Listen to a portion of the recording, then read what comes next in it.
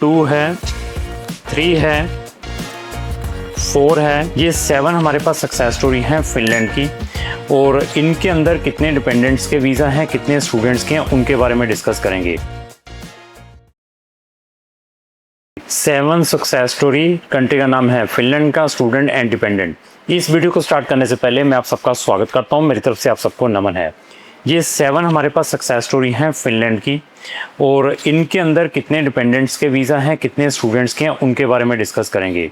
तो फिनलैंड में हम बहुत लंबे समय से बच्चों को वहाँ पर हायर स्टडीज़ के लिए भेज रहे हैं, वहाँ की पब्लिक गवर्नमेंट यूनिवर्सिटीज़ में।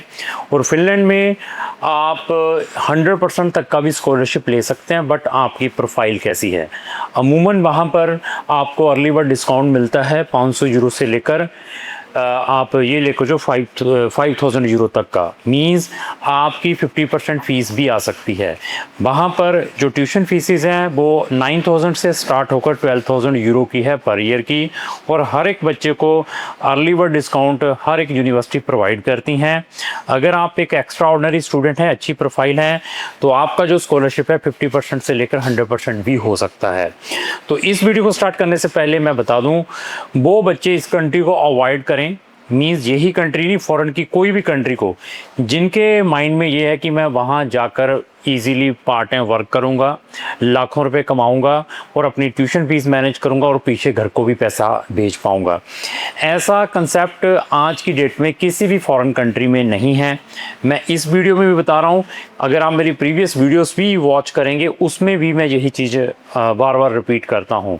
लेकिन ये बहुत अच्छी डेस्टिनेशन है हायर स्टडीज़ के लिए।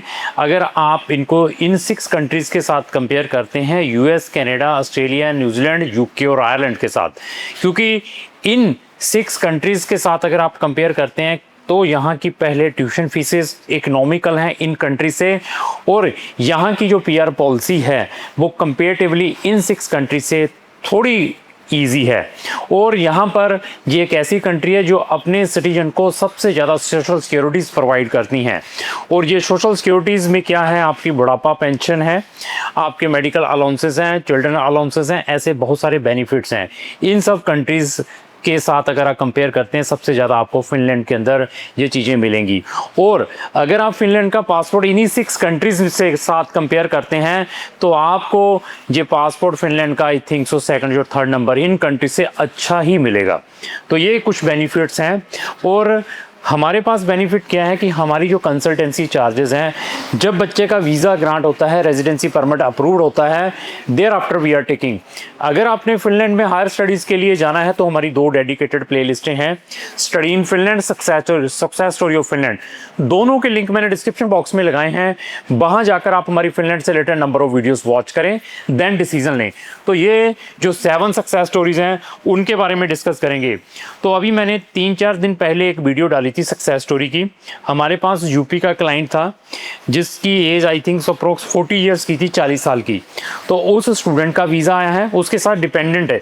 डिपेंडेंट के जो 4 वीज़ाज आए हैं, उनकी स्पाउस का और 3 बच्चों का। तो ये जो वीज़ा डिपेंडेंट का जो वीज़े आए हैं, 3 मंथ लगे हैं इनमें। 3 मंथ के अंदर स्टूडेंट का भी और डिपेंडेंट के वीज़ाज ग्रांट होकर आए हैं। और इन सबको ए टाइप रेजिडेंसीज मिली हैं, स्टूडेंट को भी, जो डिपेंडेंट साथ में जा रहे हैं उनको भी। और इसके अलावा जिन बच्चों के अप्रूवल आए हैं, 3 बच्चों के स्टूडेंट्स के, उनके बारे में डिस्कस करेंगे। इंटरेस्टिंग चीज़ क्या है, ये मैं पहले आपको वीज़ाज इनके रेजिडेंसी परमिट बता देता हूँ किस टाइप के हैं। ये इस टाइप के इनके रेजिडेंसी परमिट है। 1 है, 2 है, 3 है, 4 है, ये 5 है, 6 है और 7 है। तो इनके साथ मेरी यू मीटिंग भी आएगी इन स्टूडेंट के साथ, क्योंकि इनमें से कुछ स्टूडेंट ऑलरेडी फॉरेन कंट्री में हैं।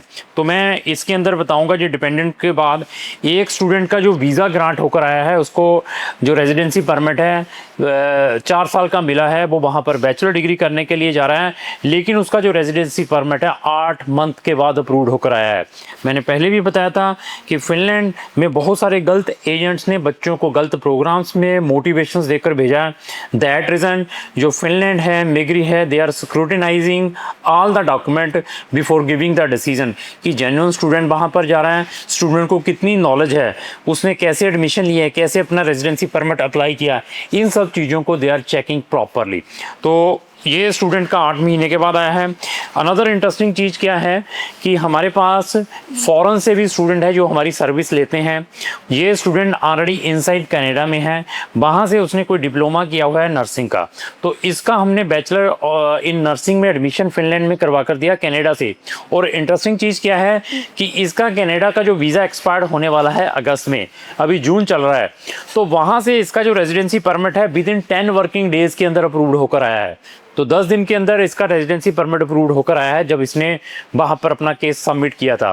तो आउटसाइड इंडिया से जब हमने केसेस अप्लाई करने हैं तो फंड्स कैसे दिखाने हैं कि स्टूडेंट के अकाउंट में वहाँ पर उस कंट्री के अंदर चाहिए जहाँ इंडिया से भी फंड चल सकते हैं, और वहाँ पर अपॉइंटमेंट कैसे लेनी है, क्या वहाँ पर जो बच्चा वहाँ पर अपने बायोमेट्रिक्स देने के लिए जाता है वहाँ पर इंटरव्यू होती है या नहीं होती है, ये सारी की सारी चीज़ों के बारे में हम बच्चों को गाइड करते हैं। तो अगर आप वर्ल्ड वाइड कंट्री में कहीं पर भी हैं, वहाँ से किसी भी कंट्री में रीलोकेट होना चाहते हैं एज ए स्टूडेंट, मीन्स आप किसी भी कंट्री में, कुछ बच्चे चाहते हैं कि हम उन कंट्रीज़ में चले जाएँ जहाँ पर फ्री एजुकेशन हो, वो ऑप्शंस हम आपको प्रोवाइड कर सकते हैं। कुछ बच्चे चाहते हैं कि हम उन कंट्रीज़ में माइग्रेट हो जाएं, उन कंट्रीज़ में रीलोकेट हो जाएं जहां की स्टडी इकोनॉमिकल हो, 2.5 लाख से लेकर 4.5 लाख रुपया, that options we can provide.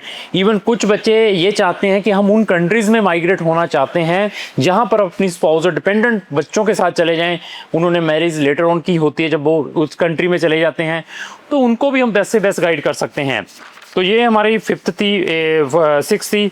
तो जो अनदर केस है, ये भी बड़ा इंटरेस्टिंग केस है। ये लड़का ऑलरेडी इनसाइड यूके में है और इसका residency permit with in 8 month के अंदर अप्रूव्ड होकर आया है। तो 8 महीने के अंदर, 8 डेज़ के अंदर, 8 मंथ, मैंने वर्ड बोल दिया है, 8 वर्किंग डेज़ के अंदर इसका रेजिडेंसी परमिट अप्रूव्ड होकर आया है। ये बच्चा ऑलरेडी इनसाइड यूके में है और इसके साथ इसकी स्पाउस भी है। तो स्टूडेंट का रेजिडेंसी परमिट अप्रूव्ड होकर आ चुका है, तो स्पाउस का भी कुछ ही टाइम में आ जाएगा, उसकी भी मेरी आने वाली वीडियो रहेगी। तो मैंने फिर बताया कि जो 4 फैमिलीज़ के अप्रूव्ड होकर आए हैं, उनके स्टूडेंट के साथ मेरी ऑलरेडी जूम मीटिंग हो चुकी है, उसका लिंक डिस्क्रिप्शन बॉक्स में लगाया है।